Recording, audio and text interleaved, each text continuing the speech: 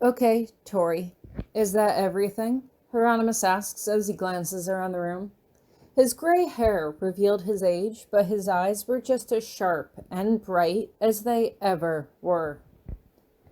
Uh, I think so, I reply as I take another look down at the desk. I make sure that the letter was right there on the desk where anyone could easily spot it. It had actually taken up several pages, although anyone that knew me knew how loquacious I could be. I wasn't sure if I should stack the pages neatly or spread them out along the desk, but in the end, I decided to stack them on top of each other so it was clear which one was the first page. This message was too important for them to read out of order. Hieronymus opens his pack again as he starts looking through it, and I can't help but see how nervous he looks, like he's going to forget something he can't come back for. I don't think there's anything to worry about, I tell him gently. You have me. We have our amulets. We've got clothes, and I have a journal and things to write with. Besides food, what else do we need to bring, really? That's a fair point, Hieronymus concedes as he stops searching, although he still does not turn to face me directly. I have you. That's all I need. I can't help but smile at him as I glance around the room. Urbane Cottage had become something of my home over the past few decades, a safe place that I could always retreat to when I needed to recharge my magic.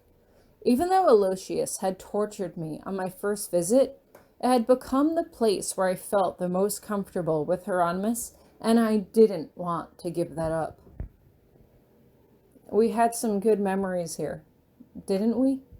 I ask him as I catch my reflection in the mirror on the vanity. I remembered when I had first stood before this mirror and looked at the solid outline of my abdomen when I was still an Iris Academy student. I remembered the next time I had stood before this mirror when I was still a student at Miss Minchin's and I had lamented my protruding tummy. I had gained and lost weight over the years, but what my body looked like ceased to matter to me as I got older. Instead, being able to keep up with my children as we ran around and played tag in the gardens as they were growing up became a much more pressing issue. Besides, my hair was still blue. As long as my hair was still blue, I could rest assured that I was still Tori.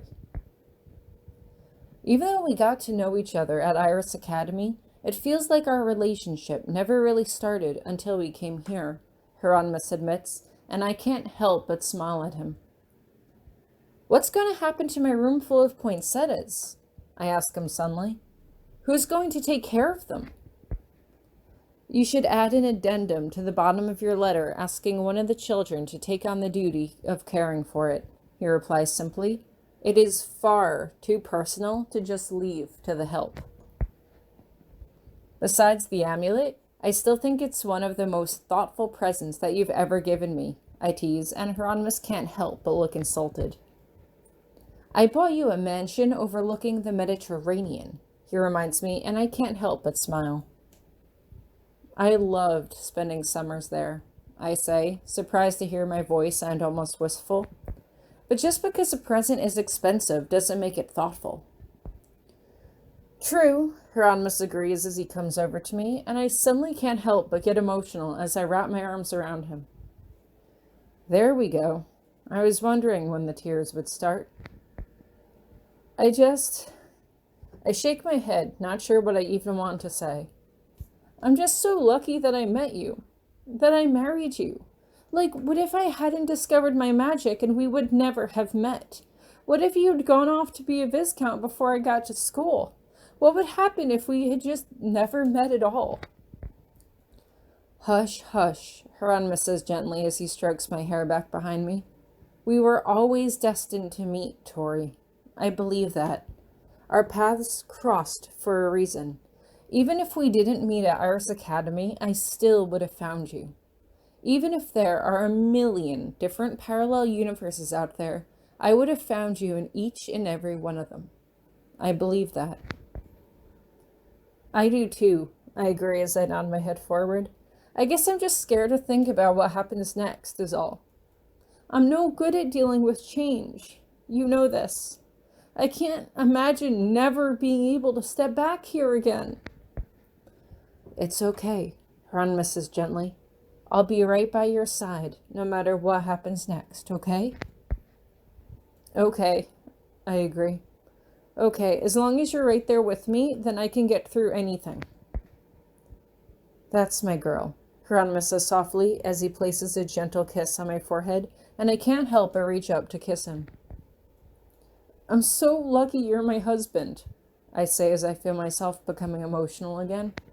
I am so lucky that we got to spend so much time together, especially in the beginning when it felt like our relationship was constantly in danger of ending.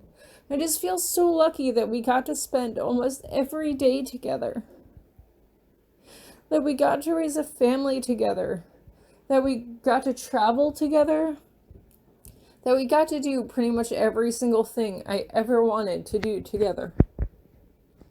Except going apple picking every fall, Hieronymous cuts in, and I can't help but snort through my tears. Maybe you should write another addendum for the children to carry on that tradition as well, he offers, but I just shake my head. Alice is off at college now, I remind him. She's too busy to go apple picking. Maybe Rita and Virginia can take the rest of the kids, but it's not something we did often enough to call it a tradition. They'll have families of their own, eventually, Hieronymous reminds me, and then they can carry on their own traditions. I nod, wiping at my face with the back of my sleeve. I left them all the books that I wrote about Aloysius and as much of the Grabiner family history that I could glean from anyone that still knew anything. Hopefully they'll add to it and that family tree I created so they can trace the Grabiner family line through generations. I'm sure they will, Hieronymous replies. Between our schools and your ancestry project, we have left them a solid foundation on which to build their futures. Speaking of futures, I say as I glance up at him, did you decide who's going to take up your seat? Romulus? Remus? They're both vying for it. I left a letter of my own in the study, Hieronymous replies. I've asked them both to take up my noble responsibilities equally. It's ironic that my father was desperate for me to continue the position, though I did not want it, and now most of our children are vying for a position for which usually only one is required. For which two are required, I correct him. You wouldn't have made it very far without me. No, I wouldn't, Hieronymous agrees as he bends down to kiss me again. Now, it's getting late and we should be off. If we delay this any further, I'm afraid we might not go at all. Are you sure you don't want to christen the bed at least one more time before we head out? I ask, and Hieronymous smirks at me as he tilts my chin up with one slender finger and kisses me again. Always so insatiable, he muses as he slips his pack onto his back, and I do the same. So, Tori, are you ready to take on this new adventure together? I can feel tears building in my eyes again, but I blink them back and manage the most supportive smile I can muster as I take his hand in mine. Together. Hieronymous takes my other hand in his, and we stand there for a moment, his forehead resting against mine before we teleport away, never to return.